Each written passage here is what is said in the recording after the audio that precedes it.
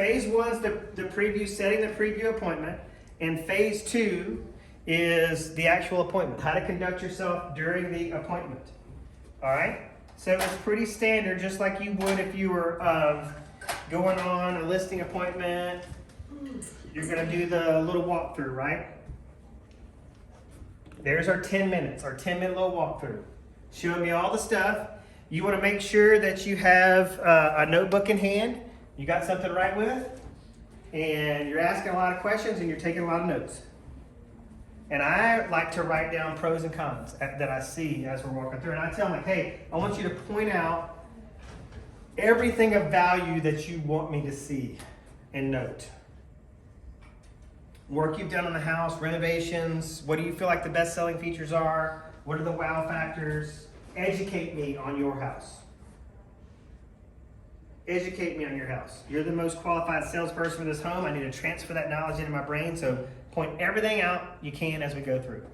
And I'm going to be looking for some things that maybe we need to address that can help you get a higher price and sell faster.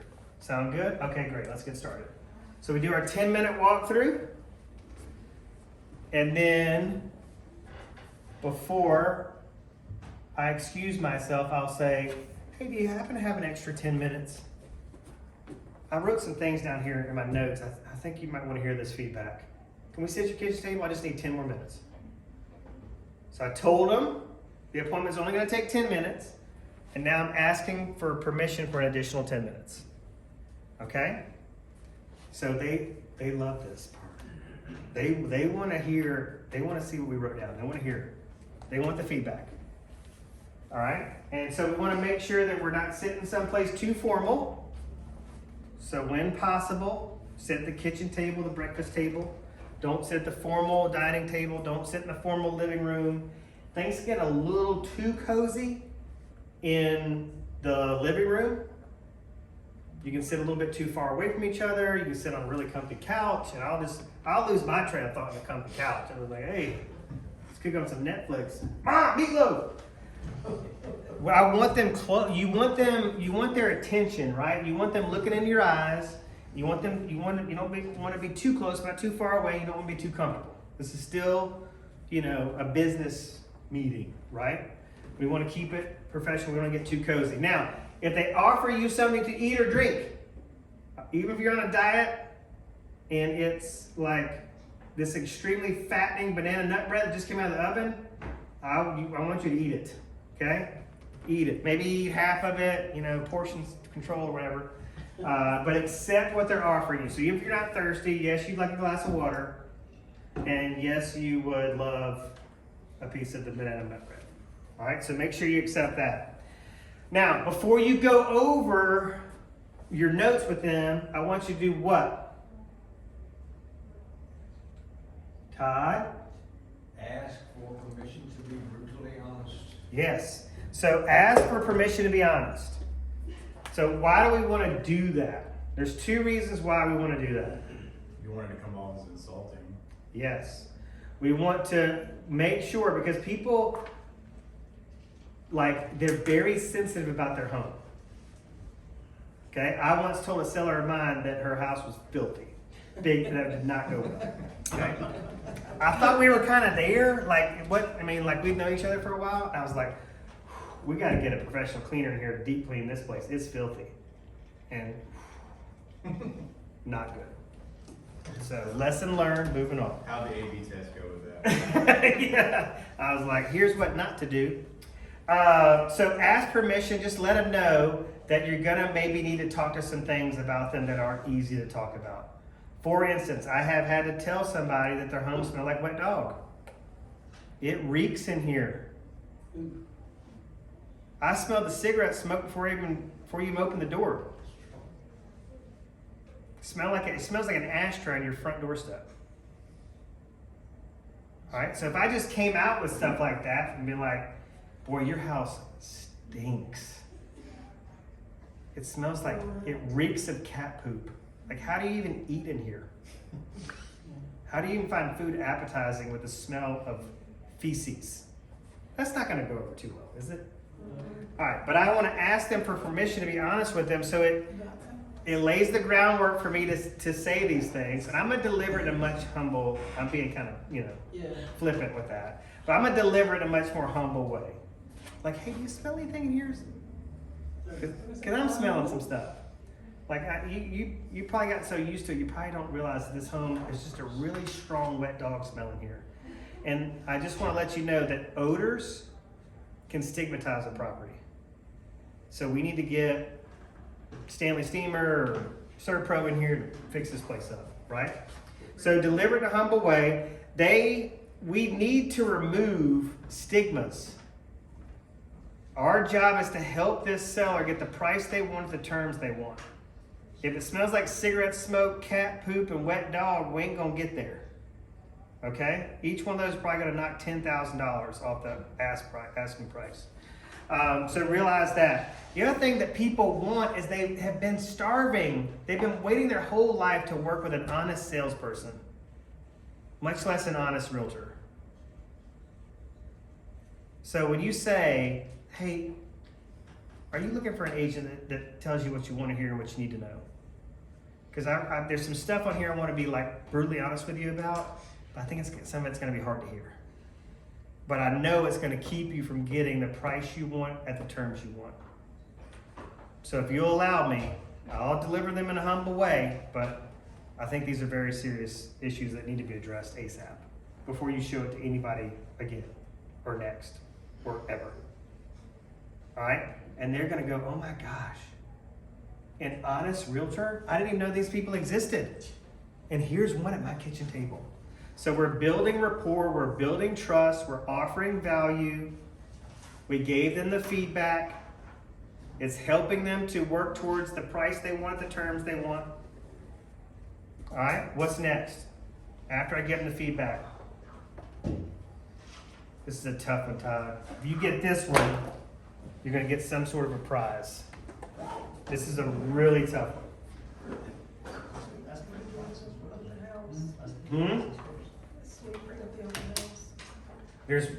So what I've been trying to teach Todd to do is to focus on these segways, right? So if you're a stand-up comedian, do you ever wonder how these people memorize their whole Netflix special? Like the last word of one talking point is kind of a segue into the next, or it's a trigger to go to the next. Oh, when I say turd, that means I'm going to talk about this next. So it's just a little trick of the trade. So this will help you. Like, all right, so the first thing I'm going to do when I walk through is ask for the guided tour. I need to point out every selling feature, every renovation, every wow factor. Next, I'm going to ask for that additional 10 minutes. I'm going to ask for permission to be honest. Okay? I'm going to deliver the feedback. And then I'm going to do what? Ask them what they think the price is? Should be listed at? Or Well, they should probably already have one. Mm-hmm. I said they probably already have one, have a price. So I want to know how long they're going to try to sell the home on their own before they give some thought to possibly interviewing some agents to list the house. So, hey, Mr. and Mrs. Seller, how long are you guys going to try to sell this on your own before maybe you consider interviewing some agents? They've all thought about it. They all have the number in mind. Typically, it's 2 months. Okay, great. So at the end of this 8 weeks, here's what I propose, Mr. and Mrs. Seller. What I would like to do is talk about some ways that I can add value in addition to what I've already done. Like I've given you feedback. I think if you address this feedback, it's really going to be helpful. But there's a couple other things I'd like to talk to you about. And again, I told you, I'm never going to ask you to list. But if you get to that point where you're interviewing agents, I would like the opportunity to earn a seat at the table. Frankie? Would you rather be the first agent or the last agent that they speak to, if they are interviewing agents? First. first, they usually say that the first one they talk to is the Yeah. one they're using. So. First, 100%. Yeah, the reason why I asked that is because Yeah. I heard that as well, but I'm kind of wondering if they met with a couple agents and you're the third one, what if you bring something to the table that the other two did not? What you're running the risk of is going after a very skilled agent. Because a skilled agent is gonna conclude the listing appointment by saying, is there any reason why you don't wanna move forward with me? Why you don't wanna move to the next step? Is there any reason why you don't wanna sign a contract with me today so that I can get started marketing this property right away? Have I done my job? Essentially what I'm saying. Have I done my job well enough during this interview to where you feel like I am the right person for this job?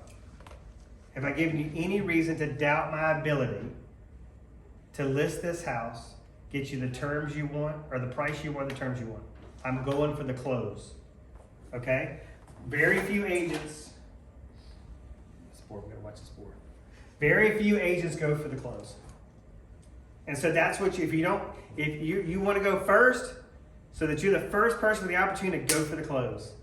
And they'll say, well, we got 2 other agents coming this afternoon. Don't worry, I'll call them. I'll call them for you and let you know that you selected me. You won't even have to do it. That's one thing they don't want to do. I'll take that off your hands. I'll do that for you. No problem. Okay? All right. Where were we? We asked for the opportunity to earn an interview if Okay. they do decide. All right. So think about this, okay? People are starving for honesty. And we've said, hey, can I have your permission to be honest with you? Because there's some things you need to know that are maybe difficult for you to hear. And then, what else do they think about real estate agents? We're dishonest and we're lazy. And so I've said, and we're living in this instant gratification society, right? I mean, everybody Todd's age looks at all us young folks and goes, they're lazy. No good sons of guns. Damn hippies. You know, and so where's my musket? Get my gunpowder, dear. But that's the truth, right? I mean, like, people, the greatest generation looks down on us and is like, these people are worthless. And so you're saying, I want to be honest with you, and any opportunities that come my way from this, from you, from our relationship, I want to earn. I want to earn those opportunities. They're going to love this, okay? All right.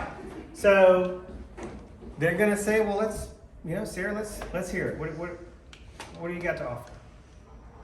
And I'm going to say, I'm so glad you're asked, and I appreciate this opportunity. All right, so Sarah, you're the FSBO. Okay, so I ask you, I say, hey, Sarah, so how has the home shown much? A few times. A few times. Okay, hey, have you written down the names and phone numbers and hopefully maybe even the email addresses for these people that have come by to see it? No, we have not. Oh, gosh. Okay, all right. That's not good, but it's not the end of the world. Here's what we're going to do to change that. Okay? I'm going to leave this notebook with you. I brought an extra notebook. I want you to just carry it with you everywhere. Okay? It'll fit inside your purse. So just a little notepad. You start writing down everybody that calls or comes by. I need their name and their phone number at the very least. If you get an email address, great, but name and phone number is good. Here's what I'm going to do with these people, okay? I'm going to follow up with them. I'm going to get some feedback. So if the house was, if they were considering buying your house but didn't write an offer, what got in the way? What got in the way of that happening? Of the ones that are really serious, I'm going to make sure they're actually qualified or can afford to buy. Because I've seen a lot of for sale owners lose valuable time on market negotiating with people that have a 200 credit score or whatever you want to say. All right. So every week, I want you to just take a picture of the page in the notebook, text it to me, and I'm going to get to work. I'm going to start calling them, getting the feedback. I'm going to get them working with my preferred lender, make sure everybody's either qualified, has got proof of funds, and we're going to get some good feedback that's probably going to really help us get, again, this goal of getting that price that you want, the terms that you want. Make sense? They're going to love it. Okay? And so what might you have the opportunity to do with some of the folks that are on this list? That property's probably not gonna be right for them, odds. So Picking up some clients, right? somewhere else. Yeah, pick them up. All right. So, and then some of these people are gonna have just god awful credit. And then if you need a great credit repair person, I've got one, he's awesome. And he'll actually work with these people and make it happen. Who's that? It's a friend of mine in Birmingham. His name escapes me at the moment, but I will hook you up with him. He's awesome.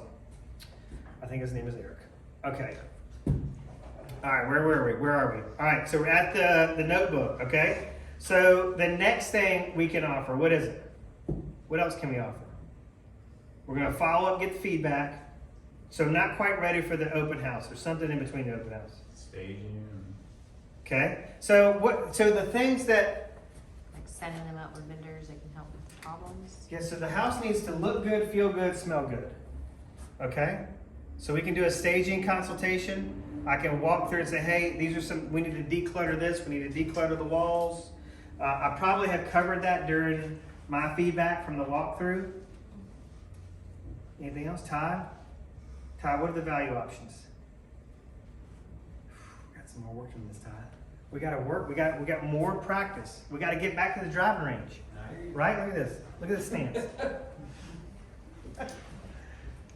All right, what else can we do? Are you going back to cheat? Go back to your notes.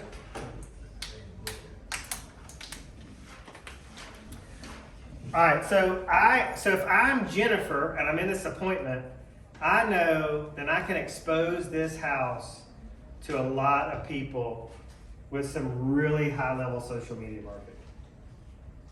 Okay? So I can expand the exposure of this home. Okay? So I can get, now these are going to have to be some specialties that I have to, some other skills I have to hone. All right? But how does anybody know? Well, just do this, okay? So just put yourself in the shoes of a for sale by owner. Okay? Jeremy, you're a for sale by owner. And I'm telling you, all right, typically it's way more than a couple people have come through. Like 10 or 20 or stinking 50 have come through. They hadn't written down a single number, a single name, and they're like, oh, at least 10 of those people are bringing me back full price cash offers. But if I need to get in touch with them to ask them how that process is going, I don't know how. Well, that's a great strategy, isn't it? So Google, social media, and classified advertising.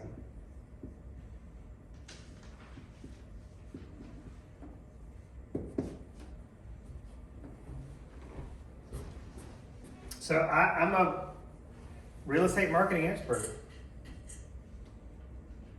I can help you position your home on all three of these platforms, these segments of marketing, these marketing segments. How do I get, this is a good segue into the next class, how do I get found on Google? Is that a Google page? Google on business page. How am I going to help this for sale by owner advertise on Google? Blog or something? Yeah, SEO? that's exactly right. All right, so every KV Core website that we have has a blog feature on it. That's what we're going to be talking about next. I have had a for sale by owner specifically work with me because of the blog that I wrote.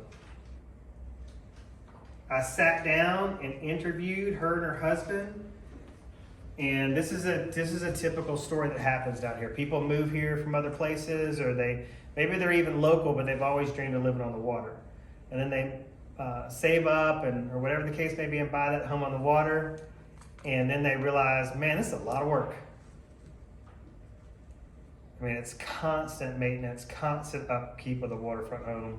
I mean, you got to really love it, right? So these people, same situation. This was their dream home on Mobile Bay.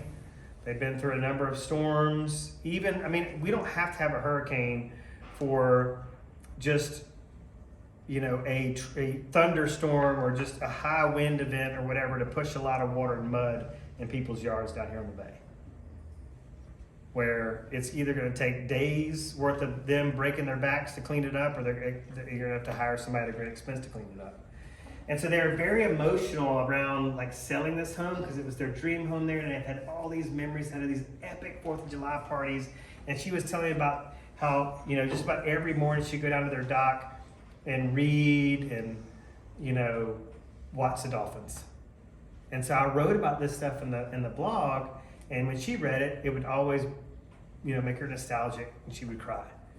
And so when they got ready to list, they were like, who was that young man? My beard was all dark at that point. Who's that young man that wrote that blog? I want to hire him. In the meantime, what you guys need to understand is that content that we create is what drives traffic.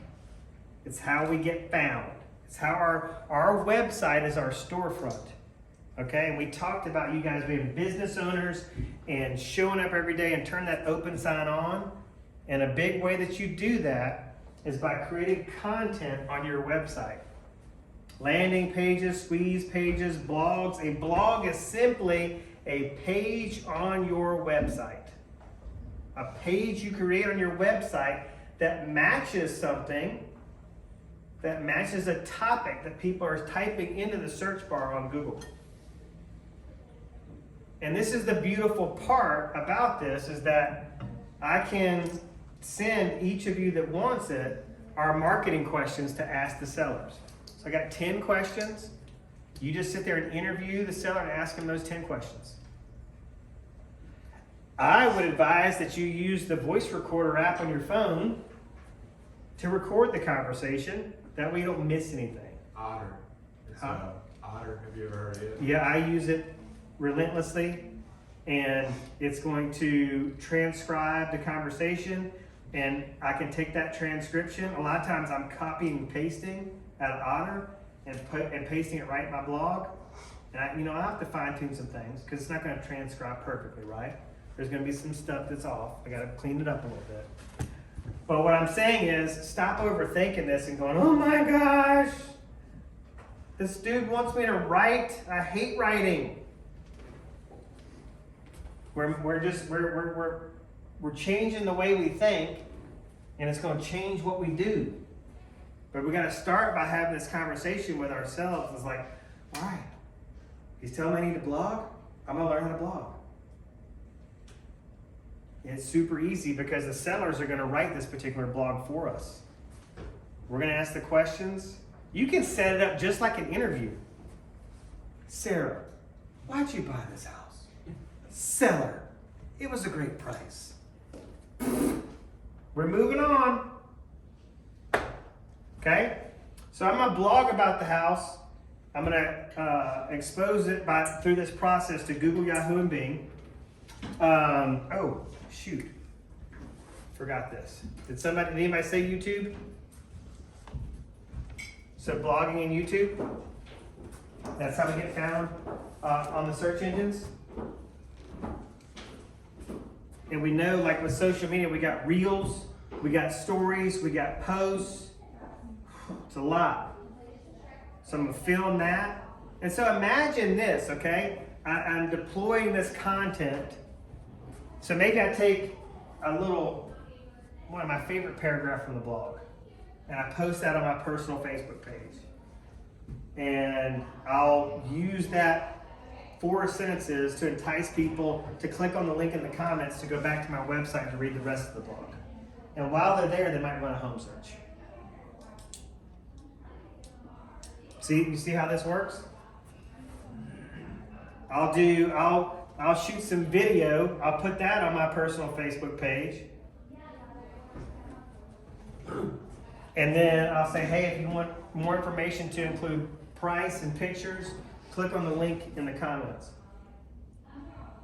Or, hey, if you love this video, you gotta read the blog.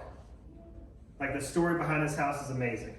Like, I listed one home once in Craft Farms that was like 25 years in the making. It was so cool. The seller brought out she just cut pictures out of Southern Living magazine and Architectural Digest for years. She had this big old scrapbook, and the house was designed from all these clippings And it was awesome. Okay? So there could be a really good story to tell. Sometimes with some of these homes, like, so you got sidewalks. Sometimes it's a challenge, but for a lot of time, it's not that difficult. So if you love the video, you got to read the story. So check out the link to my blog in the comments. Boom, they click on that, it goes back to your website. That's taking them right to your storefront where you do business. Is your website. That's your storefront. Get it? We want to drive people to that. And if they're while they're on our website, they spend enough time there, they're going to receive a registration notification that if they want to continue, they need to register, and boop, then they go into your sales funnel. All right? I don't know how we're doing on time. What time is it? 2:15. Okay, so I got to wrap this up. So classified is Craigslist and Facebook Marketplace. Craigslist and Facebook Marketplace. Everybody knows we got to use a disclaimer when we are advertising for sale by owners. And everybody knows that this board doesn't know what the heck they're doing. Because sometimes they'll slap your wrist for using the disclaimer and sometimes they won't. And they never can give you a straight answer as to what's really the rule and what's not. But I understand, I'm willing to take that slap on the wrist because to me it's the price of doing business. I'm not going to let the ignorance of our board, and again, that's not the same as calling somebody stupid. Head of HR just gave me the eyes. It's ignorant, right? They don't know what they don't know, okay? They need to figure it out. But get in touch with me and I'll tell you what the disclaimer is, all right? Or Todd, should be in your notes. Todd's in trouble. Yeah. All right. So what is all this stuff? This is the greatest segue. Hey, you know what would be really even better? Is that I could do all this stuff in a weeks-long marketing campaign for an open house. Okay? And we've been doing these open houses every weekend on our own. What do we know about buyers that show up at a house and the seller's present?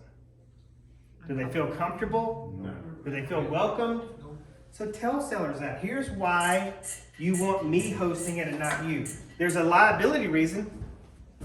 I've seen it happen. I've seen these buyers and sellers get into conversations at open houses, make promises to each other that aren't kept, boom, lawsuit. The other thing is that the public is going to be much more receptive to me than they are to you, and so are real estate agents. Real estate agents don't want to show a buyer. I mean, some of y'all been working for buyers for 6 months or more. Yeah, I mean, this ain't a non-for-profit. We got to get compensated, okay? Yeah.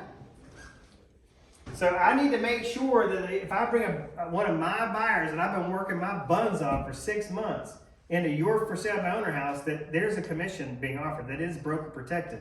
And when other agents see us working with for sale by owners, they go, oh, it must be safe. Let's go over there. Let's work with that for sale by owner. So they're going to start calling you back, Frankie, hey, I see you working with this FSBO on 123 Main Street. Are they really offering a commission? Yeah, they are. Good, I got a buyer. Come on then. And so that may lead you into the question, you may have the same question right now running through your head that a for sale by owner will ask me during the appointment. They're like, okay, Jason, what's the catch? What's the deal? You're going to do all this stuff? You're going to do all this follow-up? You're going to do all this marketing? You're going to spend, half a day or more of your weekend hosting an open house for me with no guarantee, which you admitted there's probably going to be another agent besides you that ultimately brings the buyer. So you're going to do all this for free? I'm calling BS on this, Jeremy. This dude's full of crap. So here I go again. All right, so I had my truth, my honesty. Then I had, I want to earn the seat at the table. They're loving that. And then they hit me with this. And I'm like, this is the biggest softball of them all. I've been waiting for this one. I'm so glad you asked. I'm so glad you asked. Because real estate is a referral-based business. Those referrals are the fruit of relationships. And you and I have never met. So I could sit on my hands. I could be that typical real estate agent who's reactive and not proactive, who's sitting on their hands, waiting for somebody to walk into the office or for the phone to ring on floor duty. I mean, I literally had an agent in town at another shop who I was trying to get here today. He's like, oh, I got floor duty, man. I can't. Got phone duty, whatever. Okay, great. Let me know how that works out. I know he's starving. Right? I got to be there for this phone duty. So I could be that agent, or I could be the proactive agent that is using my expertise to offer value to people in my community, i.e., you, Mr. and Mrs. for sale by owner. And I can build that relationship, and I can offer value. I can be of service. And so let me ask you this. If I'm really instrumental in helping you get the price you want, the terms you want, but I don't get compensated for that, I think you're probably still going to have some good things to say about me to somebody you run into at church or the grocery store. Am I off base with this? Oh, no, I'd absolutely recommend you. That's why I'm here. That's why I'm doing this for free. The more relationships I make through valuable service, the more referrals are generated to my business. That's why I'm here. Wow. Great. When would you like to do this open house? We're totally in. Let's go. Can we get started right now? Let's go. All right. And so when they see this weeks-long work of marketing unfold, they see Jennifer doing all this stuff, they're going to be blown away. They're going to be blown away at the people that come to the open house versus the people they were able to get there. They're going to be blown away by the feedback. And they're going to start thinking to themselves very seriously about whether it's actually worth it to go it alone. And the proof is with these two agents I mentioned in Birmingham. One open house, like middle of the next week, they listed the property. Both sold, both got paid, but both went back to their cray-cray ways and stopped calling FSBOs, which is just, whatever. There's another example. I had another agent over in Mobile. I was trying to get her. No, I did get her. I got her motivated to be a new construction specialist. She went out and did a Facebook Live video in front of a D.R. Horton model home, picked up a buyer, sold it, and never did anything else. Didn't develop this new construction specialization. I don't think she's selling real estate to this day. So y'all are a stressful bunch. Y'all are tough nuts to crack.